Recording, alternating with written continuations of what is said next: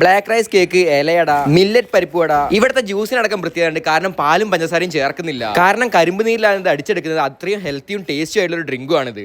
ഇതാ എന്റെ ബാക്കിൽ ഉണ്ടാക്കുന്നത് പഴംപൊരിയാണ്. അത് പക്ഷേ മൈദയോടാണ് ഉണ്ടാക്കുന്നത്. എന്താ അറിയോ, ബ്ലാക്ക് റൈസ് ആണ്. നമ്മുടെ MBR ഹോസ്പിറ്റലിലെ ഓട്ടോസ്റ്റന്റെ തൊട്ടടുത്ത് തന്നെ ഒരു മില്ലറ്റ് കഫേ ഉണ്ട്. ചാത്തമംഗലം കൃഷിഭവന്റെ കർഷകരുടെ നേതൃത്വത്തിലുള്ള ഒരു കഫേ ആണ് ഈ മില്ലറ്റ് കഫേ. സ്നാക്സ് മാത്രമല്ല, മെഡിസിനൽ റൈസ് അടക്കം ഇവിടെ അവൈലബിൾ ആണ്. ഇത് ബ്ലാക്ക് റൈസ് ആണ്, ഇത് രക്തശാലി റൈസ് ആണ്. ഈ രണ്ട് റൈസും നമ്മളുടെ കർഷകർ ഉണ്ടാക്കുന്നതാണ്. ബ്ലാക്ക് റൈസിന്റെ ഒരു പ്രത്യേകത എന്ന് പറഞ്ഞു കഴിഞ്ഞാൽ ഫുൾ ആന്റി ഓക്സിഡന്റ് ആണ്. ഒരു ആന്റി ഏജിംഗ് പ്രോപ്പർട്ടി പറയാവുന്ന ഒരു അരിയാണ്. പിന്നെ ലിവറിനെ ശുദ്ധീകരിക്കാനുള്ള കഴിവ് ബ്ലാക്ക് റൈസിന് അപാരമാണ്. രക്തശാലിയാണ്, രക്തവർദ്ധനവിനും ഹൈലി മെഡിസിനൽ റൈസുകളാണ്. രണ്ടിന്റെയും കഞ്ഞി ഭയങ്കര ടേസ്റ്റുമാണ്. ഇതാണ് ഊർജ്ജദാനി. ഇതിൽ ബ്ലാക്ക് റൈസ്, ബദാം, കൂവപ്പൊടി അടങ്ങിയ ഒരു പ്രൊഡക്റ്റാണ്. ഇത് ക്ഷീണത്തിന് നല്ലതാണ്, രോഗികൾക്ക് അല്ലാത്തവർക്കൊക്കെ നല്ലതാണ്. പിന്നെ കീമോ ചെയ്ത പേഷ്യൻസിനൊക്കെ ക്ഷീണത്തിന് വളരെ ഉപകാരമാകുന്ന ഒരു നല്ല പ്രൊഡക്റ്റാണ്.